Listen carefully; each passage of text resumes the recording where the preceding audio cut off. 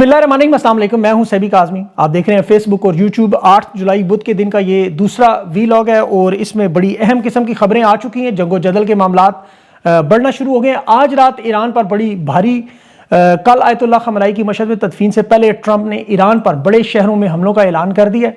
America, Europe, Israel का Iran के खिलाफ नया महाज और चीन रूस की भी एंट्री हो चुकी है। ट्रंप और ईरान दोनों ने मुआहदा ख़त्म करने का ऐलान कर दिया है और डोनाल्ड ट्रंप ने आज अपने कत्ल होने की पेशन गोई भी की। अमेरिका का मकाम सदर कौन होगा, अमेरिकी वजीरों की दौड़ें क्यों लगी, वजीर दिफा पीट हेगसेथ का दौरा इसराइल अचानक कैंसिल और नजफ में सुप्रीम लीडर का ऐसा इस्तकबाल कि ट्रंप समेत दुनिया चकरा गई। 50 लाख से ज़्यादा लोगों की शिरकत और नेटो, इसराइल, शाम और अरब ममालिक के ईरान अमेरिका जंग में मामलात में तेज़ी और यूक्रेन पर जो ड्रोन हमलों पर रूस ने बिल आखिर आज इलन मस्क के स्टारलिंक को काबू किया। लेकिन रूस में क्या हुआ, बड़ी खतरनाक तफसीलात, यूक्रेनी सदर की मुलाकातें और इस जंग में अब यूक्रेन क्यों इतना अहम है। फिर इसके अलावा इसहाक डार की सऊदी अरब से मुलाकातें हुई, मोहसिन नकवी की रूसी अहम शख्सियात से और जो अफगानिस्तान के हवाले से इंटेलिजेंस एजेंसियों का अजीबोगरीब खेल, पंजाब में कालाधन तंजीमों को रोकने के लिए क्या मुआहदे किए जा रहे हैं, दहशतगर्द रहनुमाओं से क्या राब्ते हैं, बड़ी बड़ी रकूम, नए राज खुलना शुरू हुए। DGSPR को भी आज होश आई। बलोचिस्तान की सूरत हाल पर नाकामियों का एतराफ़। आज मजीद अगवा किए पुलिस एहलकारों की शहीद, जिसमें तादाद 28 हो चुकी है। फील्ड मार्शल भी होश में आ जाए।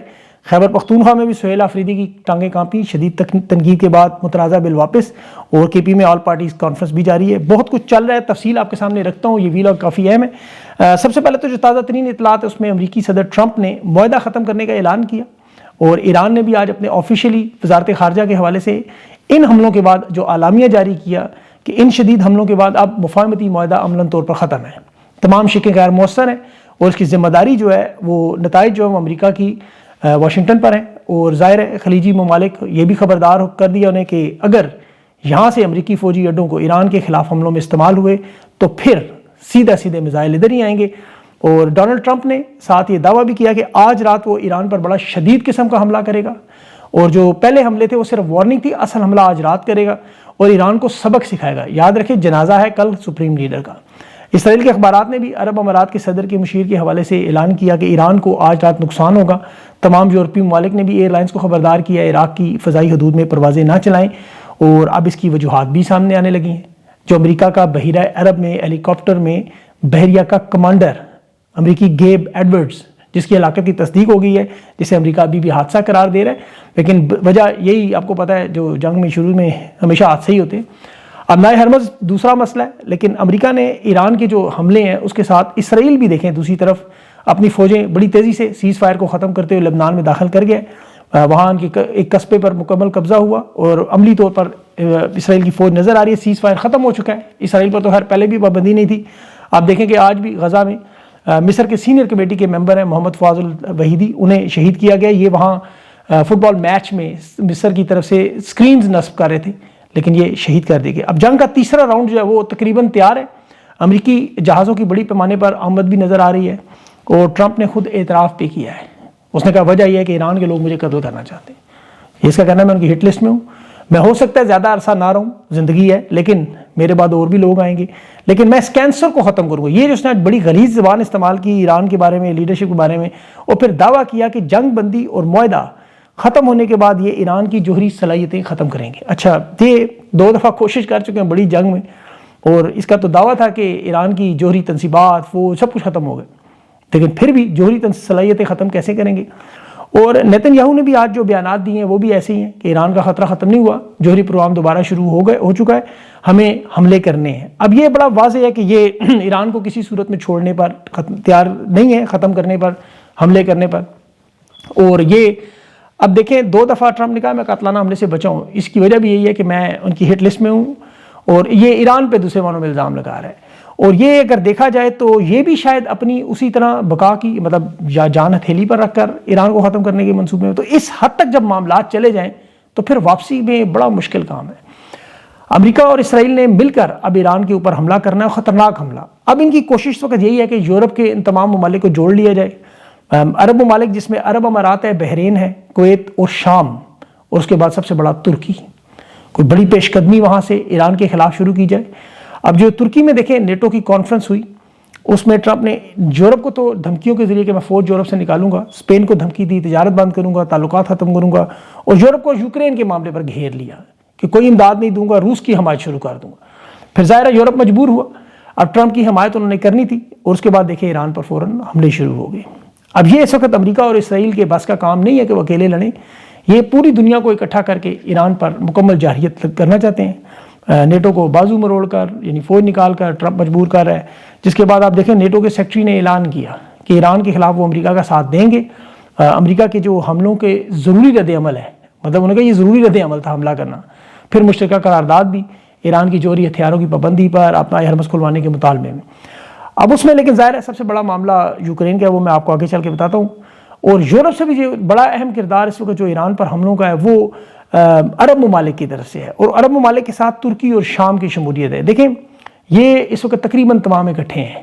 ایک طرف حالانکہ اسرائیل کی سخت ناراضگی ہے، لیکن ٹرمپ طیب اردگان کے ساتھ کھڑا ہے، اور اتنی محبت ترکی کے ساتھ کہ F-35 لڑاکا ہتھیارے ترکی کو دینے، پھر ترکی کو نیٹو میں مرکزی حیثیت دینا، ساری کی ساری پابندیاں اٹھانا، روس سے ایئر ڈیفنس لینے کی اجازت دینا، اور یہ جو سالانہ اجلاس نیٹو کا تھا وہاں ترکی میں، تو یہ اتنی بڑی حمایت، وہ بھی نتن یاہو کی ناراضگی پر۔ ذرا غور کریں اس بات پر۔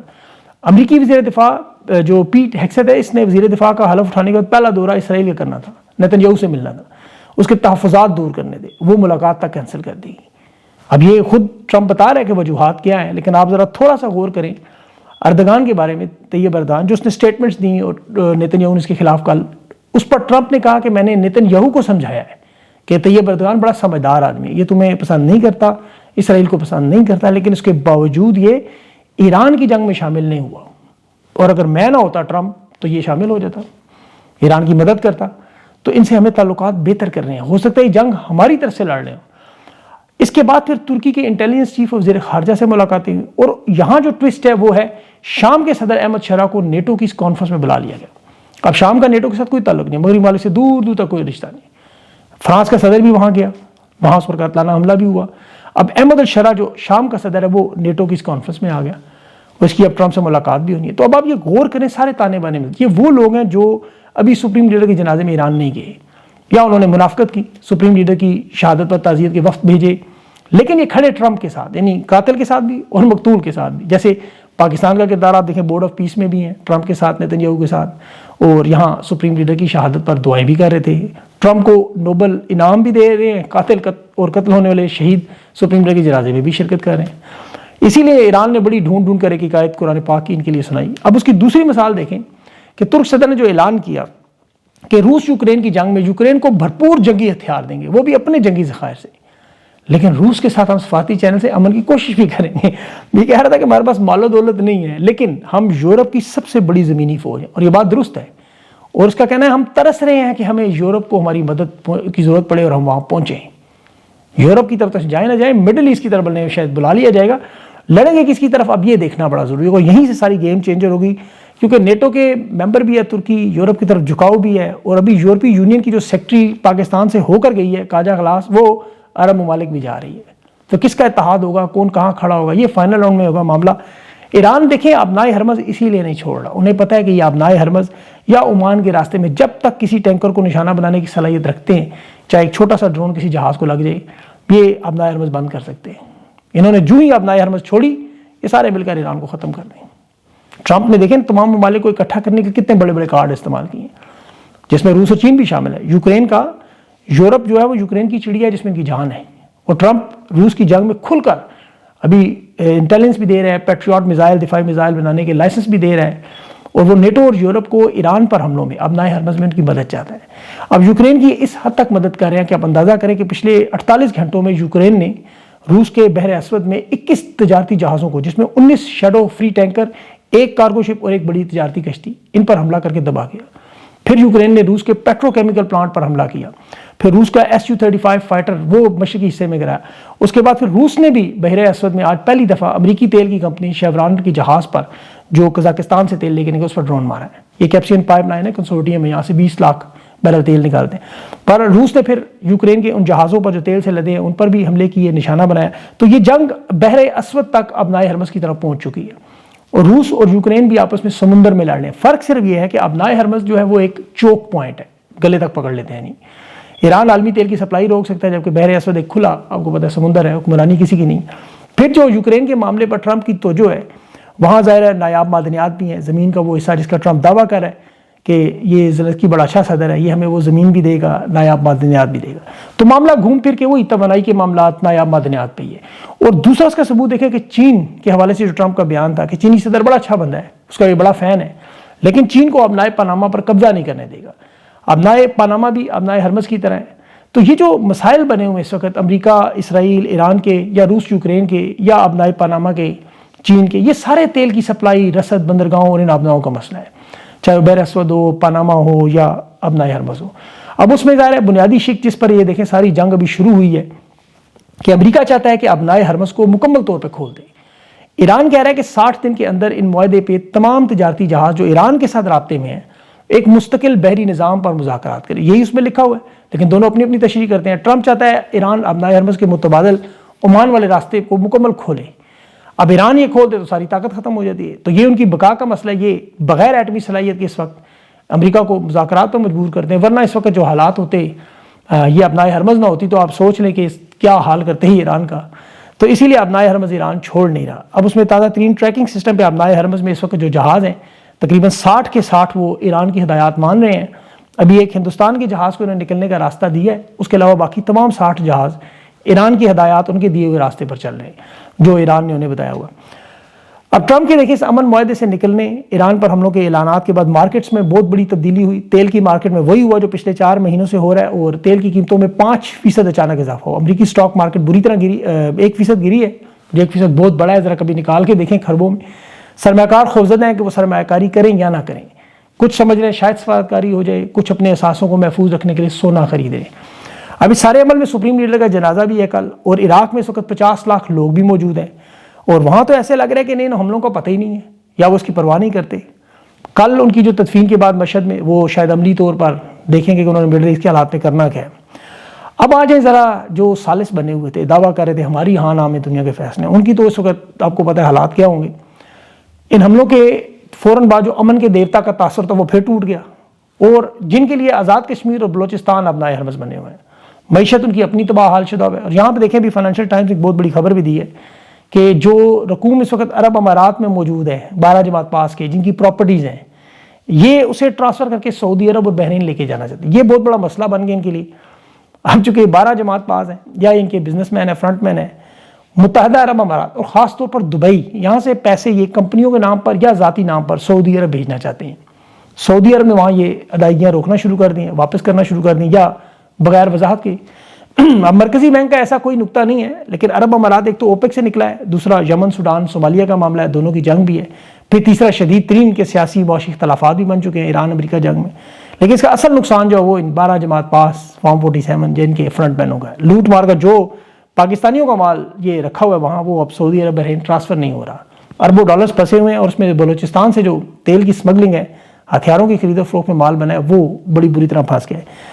اب ان کی اب واردات دیکھیں جو کالعدم تنظیموں کے حوالے سے، دہشت گردی کے حوالے سے آپ سنتے ہیں کہ یہ جو پالیسی بنائی گئی ہے جس میں بلوچستان، آزاد کشمیر اور خیبر پختونخوا، جہاں ریاست صوبوں میں ستیلوں جیسا سلوک کر رہی ہے، لاوارث بنایا ہوا ہے۔ صوبوں کے ساتھ جب برابری کا سلوک آپ کو پتہ نہیں ہوتا تو پھر معاملات کیا ہوتے ہیں؟ آزاد کشمیر ہو، بلوچستان ہو یا کے پی، اب آزاد کشمیر بھی فہرست میں آ چکا ہے، وہاں پھر مشرقی پاکستان بنگلہ دیش بنتا ہے، اور یہ بالکل اسی سفر کی طرف جا رہے ہیں۔ بلوچستان کے معدنی وسائل آپ کو پتہ ہے فروخت کیے جاتے ہیں، انہیں حصہ نہیں دیا جاتا۔ کے پی کے NFC ایوارڈ ان کا گندم آٹا نہیں دیتے۔ آزاد کشمیر مہاجرین کی نشست کے حوالے سے آپ دیکھ لیں، وہاں لوگ آج 32 دن سے ابھی موجود ہیں۔ یہ صرف اور صرف ایک کام ہو رہا ہے پنجاب کو بچانے کے لیے۔ امن و امان کے حوالے سے بلوچستان، کے پی، آپ کو پتہ ہے دونوں صوبے جل رہے ہیں، دونوں میں علیحدگی کی تنظیمیں کیا کیا معاملات ہیں، اور سارا الزام لگتا ہے افغانستان کے یہاں سے دہشت گرد آتے ہیں، امن و امان، فتنۃ الخوارج، یہ ہے ہندوستان سرحد پار، یہ سارا معاملہ آپ جانتے ہیں۔ کالعدم تنظیموں کو اس وقت جہاں بلوچستان کے حوالے کیا رٹ وہاں تقریباً ختم ہے، پراکسی جنگ لڑ کے وہاں سے خام مال کے طور پر بیچا جا رہا ہے۔ یہی کام کے پی میں بھی ہے اور یہی کام آزاد کشمیر بھی کرنے کی کوشش ہے۔ اب دیکھیں افغانستان میں 4 دفعہ اس سال میں بمباری ہوئی، لیکن اس میں کوئی ایک بھی بڑا نشانہ کالعدم تنظیموں کا لیڈر نہیں بنا۔ پاکستان میں انہیں آج بھی پروٹوکول دیا، یہ ابھی APC میں ان کے بڑے بڑے وہاں پہ لوگ اعتراف کر رہے ہیں۔ بمباری سے افغانستان میں عوامی حمایت میں اضافہ ہوا لیکن کوئی بڑا ٹارگیٹ نہیں ہوا۔ پھر جو بھاگ کر افغانستان سے ترکی جاتے ہیں، یہاں نمبر 1 آپ کو پتہ ہے نمبر 1 کون ہے؟ یہ ترکی جا کے ان سے ملاقاتیں کرتے ہیں $6 ملین کی آفریں کر کے ان کے بچوں کو یورپی ممالک میں رہائش کا، افغانستان میں اہم عہدے، اور پھر دہشت گردی کی جنگ میں شرکت. یعنی ان کا بھی ایک بہت بڑا کمانڈر پکڑا گیا ہے. اس نے یہ تفصیلات ہے. گیم یہ اس نیٹ ورک کی یہ ہے کہ کالعدم تنظیموں کا جو کنٹرول ہے اس وقت وہ ڈی آئی خان تک پہنچا ہوا ہے. ڈی آئی خان تک کنٹرول. اب یہ پنجاب کو بچانے کے لیے آپ کو ڈی آئی خان سے اسے کیسے روکا جائے؟ اندرون خانہ ان کے ساتھ ڈیل کی جاتی ہے، ورنہ پنجاب سے ڈی آئی خان کی 30 کلومیٹر سرحد ہے. اللہ نہ کرے کبھی پنجاب میں داخل ہوں یا یہ کے پی بلوچستان کہیں بھی ہوں پاکستان میں، بلکہ دنیا میں کہیں بھی ہوں دہشت گرد. لیکن یہ وہی شہباز شریف کی پالیسی، آپ کو یاد ہوگا کہ طالبان ہمارے بھائی ہیں، کے پی میں جو مرضی کریں، پنجاب نہ آئیں. اب اسی پالیسی پہ باقاعدہ ان لوگوں کو سب کچھ فراہم کیا جاتا ہے کہ آپ نے پنجاب نہیں آنا، باقی پاکستان ہماری ذمہ داری نہیں ہے. آپ دیکھیں بلوچستان زیارت پر حملہ ہوا بھی، جس میں مزید لاپتہ ہونے والے 19 پولیس اہلکار بھی شہید ہو. ان کے شہداء کی تعداد جو 28 ہو چکی ہے. اور D J S P R کیا کہہ رہے ہیں کہ بلوچستان اتنی ترقی کر گیا کہ دشمن ترقی ہضم نہیں کر سکتا. انٹرنیٹ کھول کے یہ ترقی دکھائیں ذرا آپ کو. یہ جو سرحد پار پہ الزام ہے، جی سرحد پار کرتے ہیں، بالکل وہ کرتے ہوں گے، لیکن یہ حالات کس نے کنٹرول کرنے؟ بلوچستان کا وزیر اعلیٰ گاڑی کے اندر بیٹھ کے ویڈیو بناتا ہے، باہر دکھاتے ہی نہیں کہ کتنی سیکورٹی فورسز، کتنی اس کے ساتھ بسیں شامل ہیں. اندرون خانہ ان کے لوگ ملے ہوئے کیونکہ انہیں جنگیں سوٹ کرتی ہیں، معیشت ان کی چلتی وہاں سے ہے. بلوچستان ہو، کے پی ہو، معدنیات ہو، تیل کی سمگلنگ ہو. ابھی محسن نقوی کی روس کے ساتھ ملاقات ہوئی ہے، یعنی وہی سرد جنگ کا کھیل. یہ کام امن و امان کا صرف عمران خان کا کام ہے، جس نے کر کے دکھایا، جس کا انہوں نے مینڈیٹ چھینا، الیکشن چھینا. اور الیکشن چھیننا، مینڈیٹ چھیننا، سیاسی رہنماؤں کو جیلوں میں ڈالنا، ظلم اور جبر کرنا. جب حکومت بنائے نا پھر حالات پھر یہی ہوتے ہیں کہ صوبے لاوارسوں کی طرح چلتے ہیں، اور معیشت ہو، پاسپورٹ ہو، کرنسی کے حالات ہوں، عوام کے مہنگائی، بے روزگاری، اس میں پھر یہی ظلم کا نتیجہ نکلتا ہے. پنجاب میں صرف جیل کے اندر خواتین کے ساتھ جو سلوک ہو رہا ہے آپ سوچ نہیں سکتے. لوڈ شیڈنگ میں جب بجلی جاتی ہے وہ بیرکس تندور بنے ہوتے ہیں ان کے. عمران خان ایک تندور کے اندر 9 مہینوں سے قید تنہائی میں ہے، اور بظاہر تو حکومت گرائی ہے، الیکشن لوٹا ہے، کیسز بنائے اور جیل میں ڈالا ہے. لیکن یہ صرف الیکشن لوٹنا یا مینڈیٹ چھیننا یا عوام پر ظلم کرنا یہ معمولی جرائم نہیں ہے. بے شک ان کے نام سید، حافظ، فلاں ڈمگا، جو مرضی، یہ شرک کے بعد سب سے بڑے جرم ہے. طاقت کے ذریعے حکومت چھیننا، اسی لیے یزیدی عمل کہلاتا ہے کہ زبردستی کسی سے یہ طاقت چھینتے ہیں، الیکشن لوٹتے ہیں، پھر ان جیلوں میں نواز شریف، دیکھیں انہی جیلوں میں نواز شریف، مریم نواز، زرداری، یہ سارے رہے ہیں. کیا ان کے ساتھ ایسا سلوک ہوا جو عمران خان کے ساتھ؟ جو اس وقت فیلڈ مارشل کی جیل میں عمران خان کو 1067 دن ہو چکے ہیں. آپ دیکھیں کہ 4 سالوں میں اس کا نتیجہ کیا نکلا، نفرت کہاں سے کہاں پہنچ چکی ہے. بہرحال سوشل میڈیا پہ ابھی بلو پاسپورٹ اور کے پی کے اراکین اسمبلی پر جو دباؤ بڑا، سہیل آفریدی کا نظر ثانی کر رہے ہیں، عوامی رائے کو بالاتر کریں گے. اچھا اقدام ہے، انہیں واپس لینا چاہیے فل فور. لیکن عوام دیکھیں نا، بلو کی جگہ پنک پاسپورٹ بھی دے رہے ہیں. یہ جو مرضی رنگ رکھ لیں، نظریے پر کام کریں جو کام ہے ان کا، پھر لوگ ان کے ساتھ خوش ہوں گے. اور نظریہ ان کا کیا ہے کہ یہ جو عمران خان کے احکامات ہیں وہ مانی. علیم گنڈا پور سے کیا مسئلہ تھا؟ وہ سہیل آفریدی اچھا بولتا تھا، اس کی بڑکیں زیادہ زبردست ہوتی تھی، لیکن سہیل آفریدی وہ بڑکیں بھی اس طرح نہیں مار سکتے. اور جو احکامات عمران خان نے دیے ہوئے ہیں یہ محمود اذکزئی پہ ڈال دیتے ہیں. ان کا کام ہے، دیکھیں جلسہ جلوس، سیاست ایک سیاسی جماعت ہے. آپ پچھلے دیکھ لیں اسٹریٹ موومنٹ ختم کر کے کوئی ایک بھی آپ کو جلسہ جلوس کوئی ایسا معاملہ نظر آیا ہو؟ یہ جاتے ہی نہیں اس طرف. اب اس کی وجہ کیا ہے؟ ان سے یہ پوچھنا چاہیے. یہ کہتے ہیں نا آزاد میڈیا، اس کے اچھی بات ہے یہ تنقید کو برداشت، لیکن اس کا جواب دیں. کیوں آپ سیاسی جماعت کے طور پر اسٹریٹ موومنٹ میں عمران خان کے کہنے پر لوگوں کو موبلائز کرنے میں، جو آپ کی سیاسی پرامن جماعت کا ایک حق ہے، وہ کیوں نہیں کرنے میں ابھی تک کامیاب ہوئے؟ وہ وجوہات لوگوں کے سامنے رکھیں. بہرحال اس میں اور بھی بہت سی چیزیں اگلی ویڈیو میں انشاءاللہ بات کریں. اپنا خیال رکھیں. مجھے اجازت دیں. اللہ حافظ.